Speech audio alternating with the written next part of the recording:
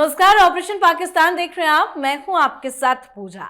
America इस वक्त खुद को दुनिया का दादा समझ रहा है। वो हर तरफ अपने नियम कानून चला रहा है, लेकिन उसे खबर ही नहीं कि जिस सपोले को उसने पाला वो उसे ही डसने की तैयारी कर चुका है।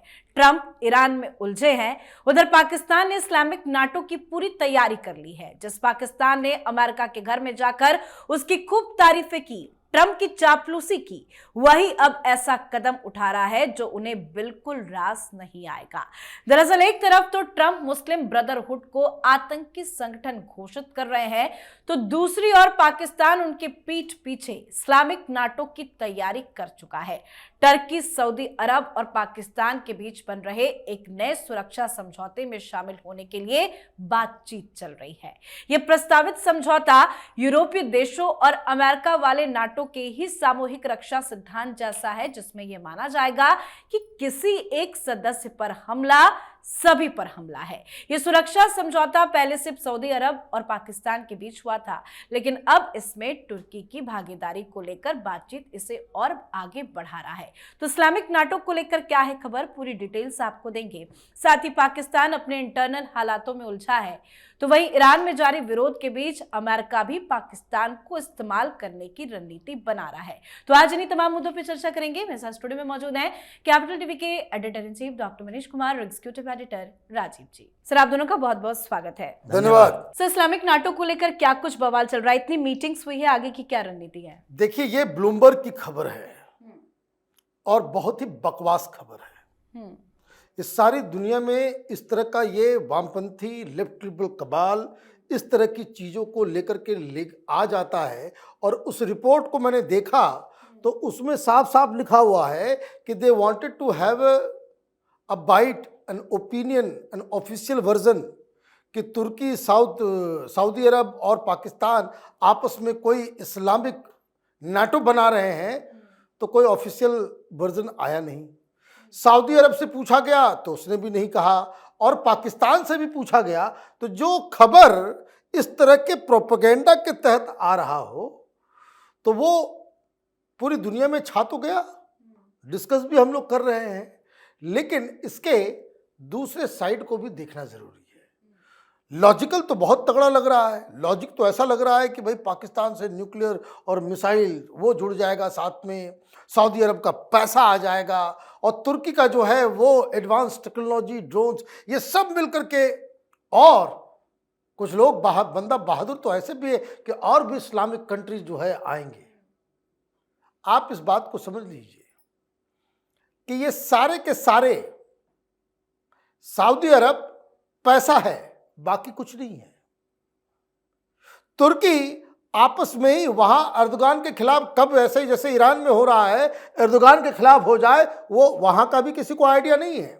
पाकिस्तान में भी इस तरह का जलजला मचा हुआ है कि कब वहां पे सिविलियन रिवोल्ट हो जाए, किसी को कुछ पता नहीं है। और आप इस तरह की थ्योरी लेकर के इस्लामिक नाटो बनेगा, इजराइल बैठा रहेगा, अमेरिका बैठा रहेगा। अगर कोई इस्लामिक नाटो बनता है, हिंदुस्तान तो छोड़ दीजिए। इस तरह का की बात इसलिए आई क्योंकि सऊदी अरब और पाकिस्तान के बीच इस तरह का समझौता हुआ कि एक के ऊपर हमला, दूसरे के ऊपर हमला, नाटो का आर्टिकल 5, लेकिन इसके बारे में अभी तक कोई जानकारी ऑफिशियली नहीं दिया गया किस तरह का करार हमने किया है। इस तरह का करार सऊदी पेनिनसुला के अंदर, चाहे वो ओमान हो, यूएई हो, सऊदी अरब हो, ये सारे लोग मिलके एक ऑलरेडी कुवैत वगैरह मिलकर के इनका एक अपना अंडरस्टैंडिंग है। लेकिन नाटो के आधार पे इस तरह का एक सिक्योरिटी सेटअप तैयार करना, ये अपने आप में एक ऐसा बड़ा दुस्साहस हो जाएगा। अमेरिका इसे चाहेगा ही नहीं, क्योंकि वो उसका निशाना सबसे पहला इजराइल हो जाएगा। पहला निशाना इजराइल हो जाएगा। हिंदुस्तान तो छोड़ दीजिए, हिंदुस्तान के साथ यही कहानी है कि इनके पाकिस्तान और सऊदी अरब के बीच ये करार हो चुका था। उसके बाद हमने ऑपरेशन सिंदूर किया, घुस के मारे, घुस के ठोके। सऊदी अरब ने क्या ये कह दिया कि भाई अब हिंदुस्तान के खिलाफ जो है वो हमारा भी यलगार है? नहीं, ये देखिए इस तरह की चीज़ें जो होती है, कुछ ये जो बार बार मैं कहता हूँ कि दुनिया में एक जो है इंटेलेक्चुअल टेररिज्म जो अखबार और आर्टिकल्स के जरिए करते हैं, नीचे में 2 लाइन में बस लिख दिया कि कोई आदमी जो है, भाई कोई कंफर्म कर रहा है, did you hear from Saudi Arabia's foreign office और पाकिस्तान के फॉरेन ऑफिस से या तुर्की के फॉरेन ऑफिस से? ये सारी चीज़ें जो है वो हिंदुस्तान के जार्गन में कहते हैं कि जुमलेबाजी चल रही है, बस मजा लीजिए। तो क्या ये वाकई में जुमलेबाजी है? इस्लामिक नाटो की थ्योरी क्या पूरी तरह से फेक है? देखिए, इस्लामिक नाटो अभी है, पहले भी था। ये नाटो का मतलब ये सिर्फ शब्द चुराया गया है, जैसे भारत में ये यूपीए को इंडी अलायंस कर दिया गया। क्या एक दूसरे के साथ ये इस्लामिक कंट्री नहीं है? हालांकि इनके इकट्ठा होने का मतलब यही होता है कि किसके खिलाफ एकत्र हो गए।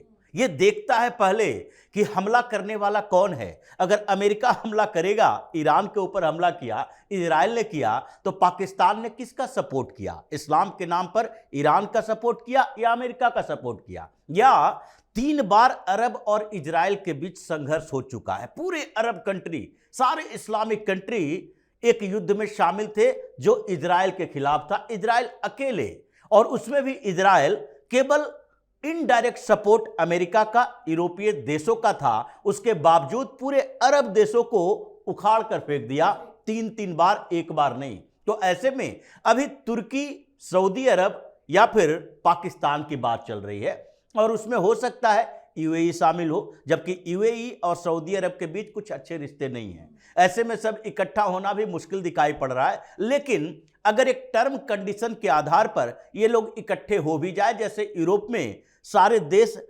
ऐसा नहीं है कि एक दूसरे के साथ खड़े हैं, ब्रिटेन हो, जर्मनी हो या फिर उधर ये फ्रांस हो, इन सब के अपने अपने इंटरेस्ट है, हथियारों के सौदागर हैं, सब एक दूसरे को बेचते हैं और एक दूसरे का कंपटीटर भी है, लेकिन ये लोग भी नाटो के मेंबर हैं। उसी तरीके से अगर ये इकट्ठा भी हो जाते हैं तो सवाल तो ये उठता है कि किसके खिलाफ होगे, ये तुम किससे संघर्ष करोगे, झगड़ा करोगे। उस बीच बैठा हुआ एक इजराइल है जो तुम्हारे पूरे इकोसिस्टम से अकेले लड़ने के लिए तैयार है।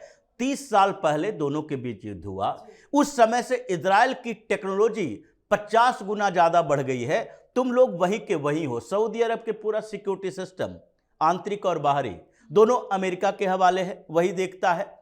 उसके बाद ये छोटे छोटे जो देश हैं, यूएई के, शारजहां हो या दुबई हो, ये सारे जगह पर अमेरिका की ही फौज रहती है और उसी के सिक्योरिटी में है ये सब। दोहा, कतर को देखिए, वहां पर भारत के आधा से ज्यादा सिक्योरिटी सिस्टम है भारत के हवाले।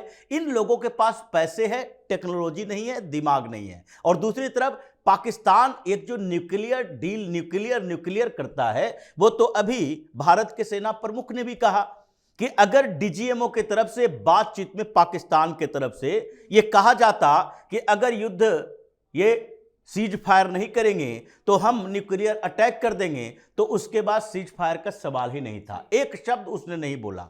तो मतलब साफ है, ये नाटो की बात कर रहा है, अभी भी नाटो ही है। क्या भारत के ऑपरेशन सिंदूर के समय, उसके बाद जो 88 घंटे तक संघर्ष चला, उसमें तुर्की के ड्रोन पाकिस्तान को नहीं मिले थे? क्या चाइना ने पाकिस्तान को सपोर्ट नहीं किया? लेकिन ऐसा नहीं हो सकता कि भारत और पाकिस्तान के बीच जंग हो और वैसी स्थिति में कोई तीसरा चौथा देश सीधे अपनी आर्मी भेज दे। ये तो 1965 से लेकर 1971 में नहीं हुआ। अब तो भारत बहुत ऊपर चला गया है। इसलिए यह इस्लामिक नाटो, ये शब्द चेंज है। पहले से भी ये सारे इस्लामिक देश एक ही हैं, दुनिया में एक ही संगठन है जो मजहब धर्म के नाम पर है, OIC। और इसीलिए इन लोगों ने जितनी ताकत लगानी थी लगा लिया है, आगे भी ये उसी तरीके से जाल में फंसे हुए रहेंगे। सर, दूसरी तरफ ट्रंप का मुस्लिम ब्रदरहुड को लेकर एक्शन, और जिस तरह से ईरान में लगातार प्रोटेस्ट बढ़ रहा है, ट्रंप धमकी दे रहे हैं, कह रहे हैं कि मदद रास्ते में है, मदद मतलब कि अटैक करने जा रहे हैं, इस तरह की थ्योरी आ रही है। लेकिन क्या इस अटैक में पाकिस्तान का इस्तेमाल अमेरिका करेगा? देखिए, ये जो मुस्लिम ब्रदरहुड के लिस्ट बनाया जा रहा है कि ये देश को जो है लिस्ट में बना दिया।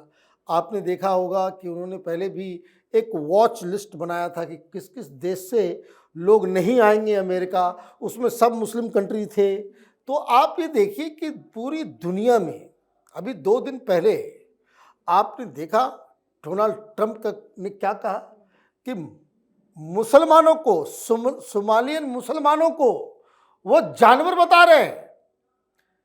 इस्लाम को पैथेटिक बता रहे हैं। अब ये तो यूरोप के अंदर ये ओपन हो रहा है, अमेरिका के अंदर बिल्कुल ओपन मामला चल रहा है। अब ऐसे में ये मैंने जो कहा कि सुगुफा इस्लामिक नाटो और ये और वो, अभी तो फंस गया है पाकिस्तान। उन्होंने कहा है कि भाई बाकायदा सोशल मीडिया पे उन्होंने बाकायदा ट्वीट करके ऑफिशियली, और उसका प्रेस कॉन्फ्रेंस उनकी जो लेविट जो है, जो स्पोक्स पर्सन है व्हाइट हाउस की, उन्होंने आकर के कहा कि जिस तरीके से हत्याएं हो रही हैं, द हेल्प इज कमिंग, आप लोग वहां पे डटे रहिए। और सरकार, ये अमेरिका का प्रेसिडेंट कह रहा है कि सरकारी दफ्तरों के ऊपर कब्जा करो, वहां फांसी दी जा रही है, लेकिन आंदोलन कम नहीं हो रहे। अब ये मालूम चल रहा है कि इसका मतलब ये है कि इस चीज को समझिए कि सत्ता परिवर्तन होगा तो वो बड़ा वोलेटाइल होगा। ऐसा नहीं होगा कि अचानक से जो है वो खामनेई के लोग जो है वो इवोपरेट कर जाएंगे। दे विल स्टे देयर, और लॉ एंड ऑर्डर एक बड़ा प्रॉब्लम होगा। लोग वहां से भागेंगे भी। कहाँ भागेंगे? पाकिस्तान भागेंगे। और इसलिए कल शाम 5 बजे इमरजेंसी बैठक बुलाई मुनीर ने तमाम जनरल्स, ISI सब लोगों के साथ, कि इसका मतलब ये है कि ये जो वहाँ से बोला जा रहा है तो अमेरिका ने ऑलरेडी खटखटा दिया होगा कि हम will go in and we want your air bases, we want your port. हम कहाँ से जाएंगे? बॉर्डर तो बस पाकिस्तान के साथ ही ईरान का बॉर्डर है, अफगानिस्तान का बॉर्डर है। तो ये जो मसला आ रहा है, तो ये अपना करते रहो नाटो वाटो का खेल। तुमको तो फिर ये करना पड़ेगा, और जैसे ही करना पड़ेगा, पाकिस्तान में जो ईरान में चल रहा है ना सत्ता परिवर्तन, ये पाकिस्तान में सत्ता परिवर्तन के लिए जो है आगजनी और मार धार वो शुरू हो जाएगा। सर, तो क्या है पाकिस्तान की इंटरनल स्थिति? देखिए, जो स्थिति चल रही है, यानी कि ईरान में प्रोटेस्ट और उस प्रोटेस्ट करने वाले लोगों को अमेरिका का साथ, ये ईरान नहीं पूरी दुनिया जान रही है कि अमेरिका सीधे तौर पर ईरान के तख्ता पलट में अपनी भूमिका निभा रहा है। ट्रंप बार बार बात कर रहे हैं कि नहीं, ये प्रोटेस्ट जारी रखो, 1000 मर जाए, 2000 मर जाए, जितने मरेंगे मौका हमें उतना ज्यादा मिलेगा। और उसके बाद अमेरिका आ रहा है, मतलब अमेरिका आ रहा है ईरान के अंदर। तो ऐसी स्थिति में पाकिस्तान की समस्या दो तरफा बढ़ने वाली है। एक तो ईरान पर अगर अमेरिकी प्रभाव बढ़ता है, तख्ता पलट होता है, बलूचिस्तान जो दोनों का बॉर्डर है, ईरान और पाकिस्तान का, और ये जो बृहद बलूचिस्तान इस्लामिक मूवमेंट चलाता है, ये ईरान के लिए भी समस्या रही थी, पाकिस्तान के लिए भी। इसलिए बलूचिस्तान के लड़ाकों के खिलाफ, ये जो वहां पर संघर्ष कर रहे हैं, आजादी के नारे लगा रहे हैं, उसमें पाकिस्तान को ईरान से मदद मिलती थी। लेकिन अब वो ईरान से मदद नहीं मिलेगी, बल्कि ईरान के रास्ते पाकिस्तान के अंदर भी वो बलूची लड़ाके आएंगे जो अब तक ईरान में थे। और इसलिए पाकिस्तान के अंदर समस्या बढ़ी हुई है। एक मीटिंग हुई और उस मीटिंग में असीम मुनीर भी था, NSA असीम मलिक भी था, ISI चीफ भी था, ISI का DG भी था जो एनालिसिस विंग का था, नॉर्दर्न कमांडर का हेड भी था, और कई जनरल भी थे। इन सब की मीटिंग बुलाई गई जिसमें यह कहा गया कि अगर पाकिस्तान की भूमिका इसमें होती है, जो कि लगभग तय है, अगर अमेरिका आएगा तो हम डिनाई नहीं कर सकते, क्योंकि तुमने अभी अमेरिका को, यह कहा जाता है कि शेर को खून का स्वाद लगा देना, अमेरिका के साथ जो डील मुनीर की हुई है, उसके बाद अगर डिनाई करते हो तो पूरा अमेरिका का नजर टारगेट में तुम होगे। और भारत के साथ तो अभी संबंध ऐसे चल रहे हैं, अगर अमेरिका ने हाथ उठा लिया तो बर्बादी और बढ़ जाएगी। इसलिए परेशानी इनकी ये है कि अगर अमेरिका वहां के सैन्य बेस का, पोर्ट का इस्तेमाल करता है, ईरान पर अटैक करवाता है, तो ऐसी स्थिति में ईरान से ज्यादा परेशानी पाकिस्तान की बढ़ेगी। बिल्कुल सर, बहुत बहुत धन्यवाद सर आप दोनों का। धन्यवाद। तो ईरान में चल रहे इस्लामिक सरकार विरोधी प्रदर्शन से पाकिस्तान के लिए डिप्लोमेटिक मुश्किलें खड़ी हो गई है। आशंका है कि अमेरिका ईरान पर हमला कर सकता है। डोनाल्ड ट्रंप कह भी चुके हैं कि मदद बीच रास्ते में है, जिससे आशंका है कि ईरान में अमेरिका सीधा हस्तक्षेप कर सकता है। इस बीच पाकिस्तान में उलझन इस बात को लेकर है कि वो ईरान की इस्लामिक सरकार के साथ खड़ा हो या डोनाल्ड ट्रंप के साथ। चारों तरफ से पाकिस्तान फंसा हुआ है। तो आप भी अपनी राय कमेंट करके लिखिएगा। देखते रहिए कैपिटल टीवी। नमस्कार।